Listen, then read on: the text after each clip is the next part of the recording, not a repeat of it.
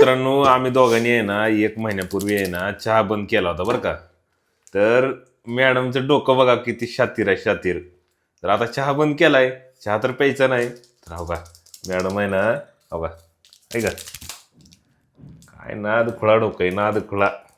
मला काय coffee. Green tea ब्रिंटी जात नाही बे. कॉफी चालू केली आहे, कॉफी मस्तपैकी. हो का पाणी तापवायचं, ओतायचं गरम पाणी कॉफीमध्ये, झाली तयार कॉफी.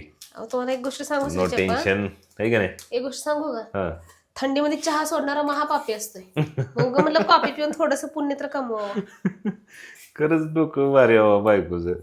काय पर्याय मार्ग शोधते अशी. हं?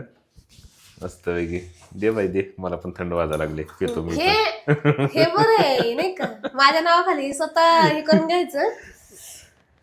मला पण थंड वाजायला लागले, मला पण जरा कडक कॉफी कर, लई कडक. महाकापी महापापी म्हणलं मी महाकापी. मापापे. चहा आता सोडणार. आता चहा सोडला तर मग चहा सोडल्यावर गोड काहीच प्यायचं नाही ना. गोडसाठी चहा सोडला नव्हता. हं.